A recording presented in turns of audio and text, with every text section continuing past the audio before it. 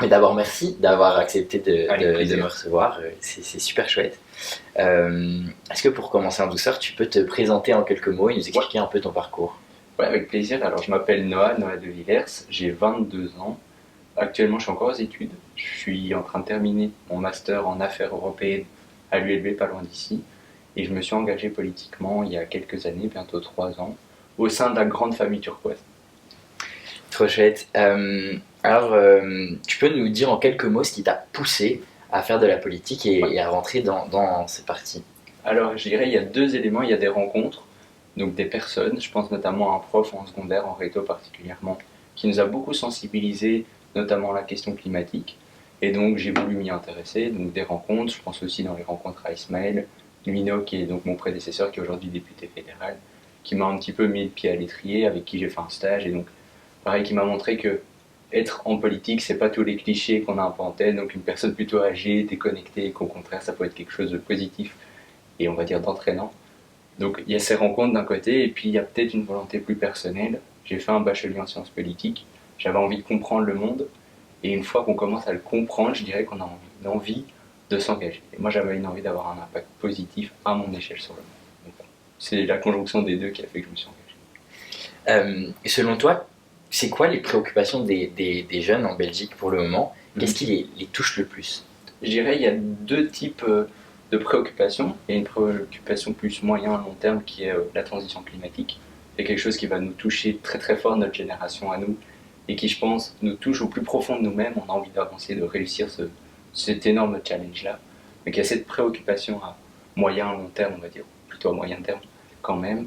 Et puis à très court terme, il y a plutôt des préoccupations sociales. Il y a une grande partie de notre jeunesse qui est précarisée, qui a du mal à joindre les deux bouts. Et donc là, c'est plutôt des questions de type logement. Comment est-ce que je me loge concrètement quand je suis aux études, par exemple, avec un cote. Et plus largement, comment j'arrive à subvenir à mes besoins. Donc toute la question des revenus, job étudiant d'un côté, allocation et bourse d'études de l'autre. Et donc je dirais c'est la conjonction de ces éléments. Notre nouveau gouvernement Arizona a pris ses fonctions il y a très peu de temps. Euh, Qu'en penses-tu et est-ce que tu penses qu'il va répondre aux besoins des jeunes belges?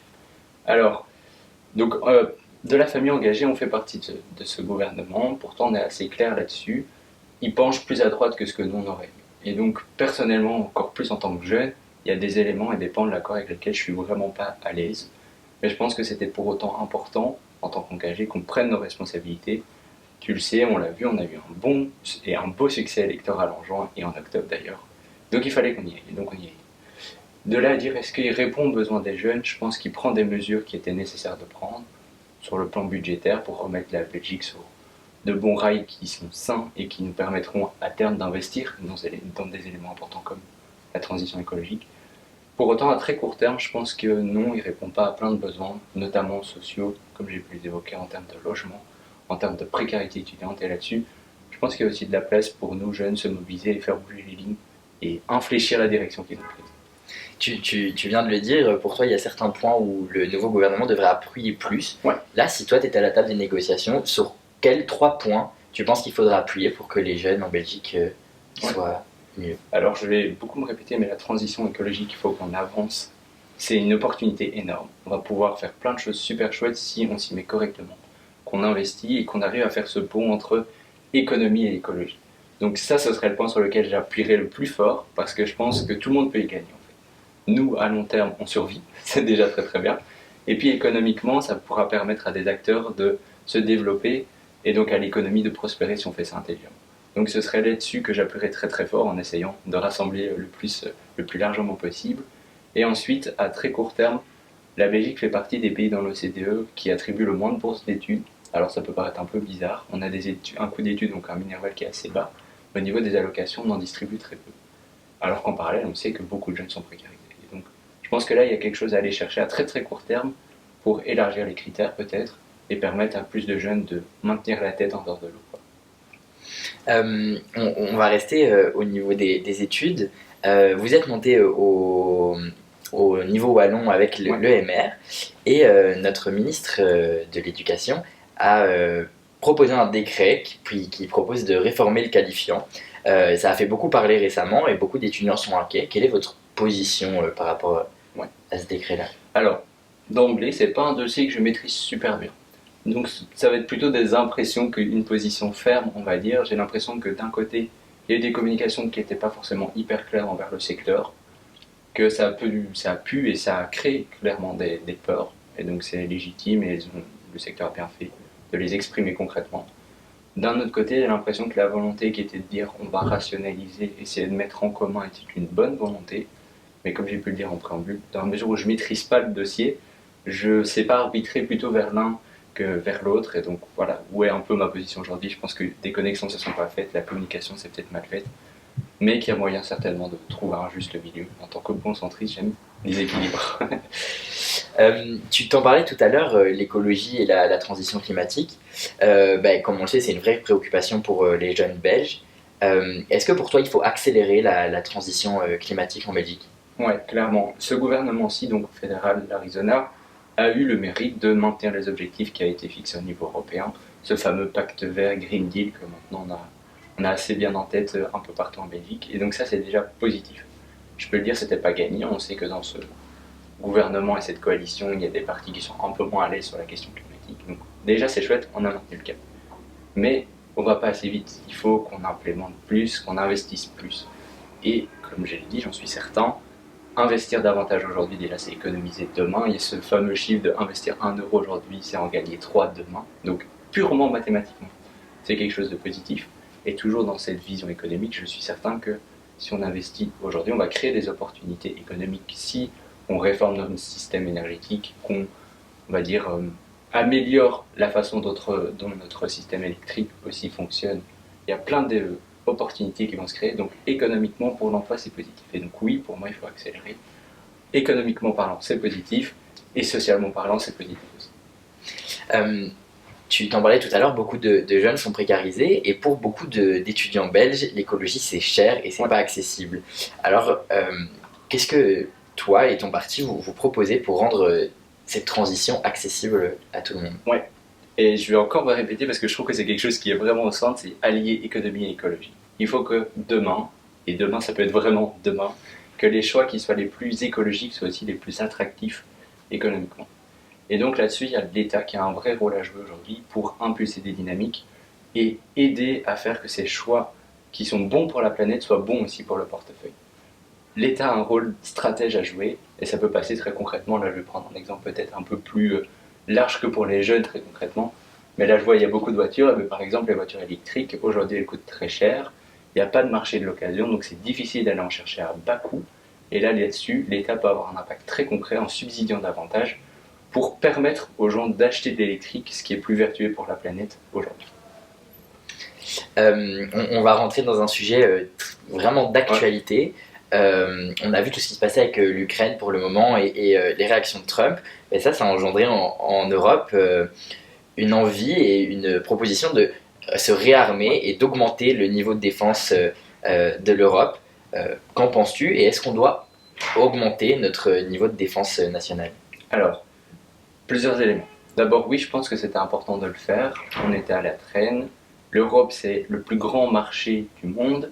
Et à ce titre-là, on doit peser dans le concert des nations, comme on l'appelle. Sauf qu'on est dans un moment où, dans ce fameux concert des nations, ce qui prime, c'est plutôt le rapport de force. On voit avec Trump, lui, il veut faire des deals, il le dit. Et donc, pour peser dans cette vision du monde, il faut aussi pouvoir se défendre. Et aujourd'hui, l'Europe n'a pas de défense commune. Pourtant, elle dépense beaucoup. Et donc, il faut réussir ensemble à, on va dire, construire nos muscles pour pouvoir les montrer davantage et peser. Donc, je pense que c'est une vraie priorité aujourd'hui, clairement, clairement, clairement, clairement, parce qu'au-delà des aspects militaires, de savoir se défendre, il y a aussi une volonté, comme je l'ai dit, de protéger nos valeurs et de se faire entendre. Et si on veut se faire entendre aujourd'hui, on doit montrer les muscles. Et donc, c'est une priorité. Ensuite, donc, on va dire ça, c'est le niveau européen. Pour moi, on doit intégrer davantage, investir davantage en commun. Privilégier le Made in Europe, c'est quelque chose de super important. Et au niveau national belge, on le sait, on fait partie des mauvais élèves de la classe au niveau de l'OTAN notamment, où on avait fixé depuis longtemps la norme de dépenses dans le secteur de la défense à 2% du PIB. Aujourd'hui, on ne les atteint pas. Je pense que c'est important déjà qu'on respecte nos engagements, ce qu'on n'a pas encore fait. Et ensuite, oui, je pense que donc on va devoir investir même plus que ces 2%, et c'est plus ou moins la trajectoire qui est prise aujourd'hui. La question, parce qu'on parle beaucoup réinvestir faire plus en termes de défense et faire quoi aussi avec cet argent. Et là, je pense que ce sera super important de réfléchir à comment on va investir les nouveaux moyens débloqués. Au niveau européen, il y a ce fameux plan dont on a un peu entendu parler, ReArm Europe, 800 milliards, c'est colossal.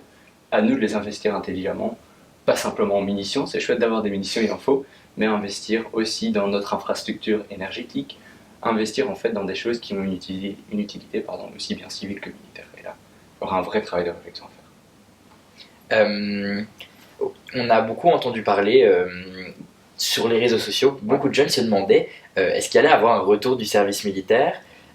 Pour le moment, c'est pas le cas, mais comment le parti se positionne sur ces idées-là? Est-ce qu'on devrait proposer un service militaire obligatoire pour réarmer notre pays? Alors, moi je ne suis pas partisan d'un service militaire obligatoire.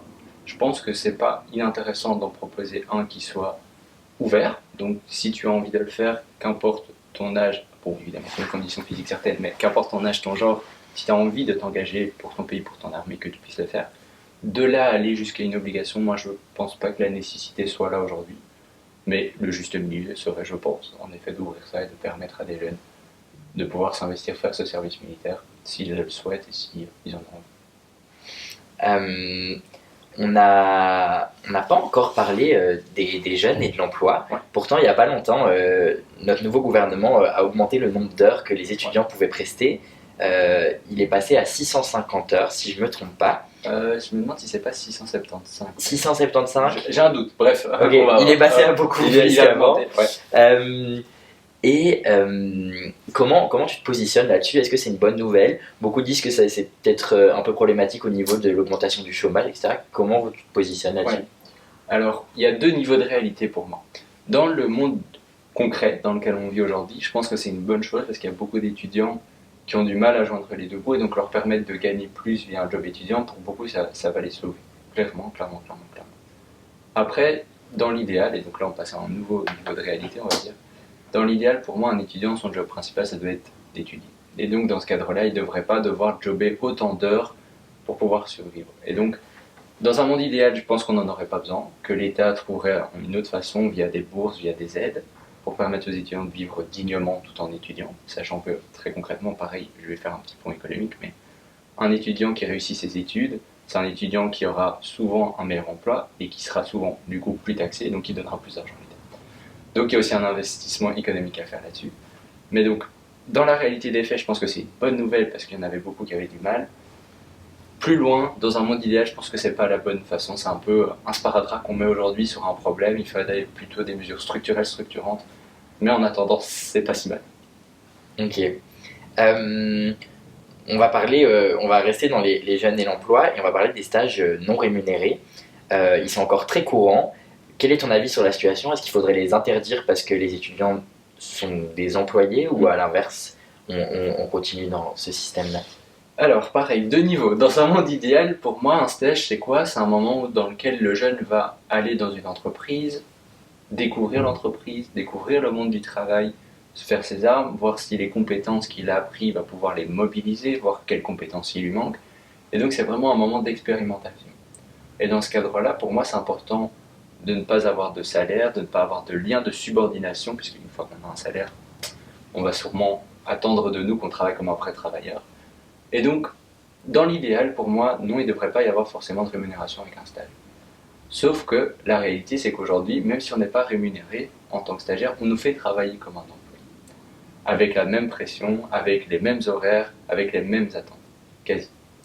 Et donc, pareil, dans la réalité, je pense que ce ne serait pas inintéressant de passer à des rémunérations obligatoires, puisque de facto, on fait travailler les stagiaires comme des employés classiques.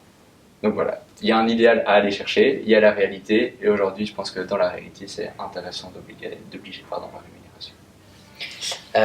D'après une étude du Forum des jeunes, beaucoup de jeunes se disent se sentir un peu déconnectés de la politique.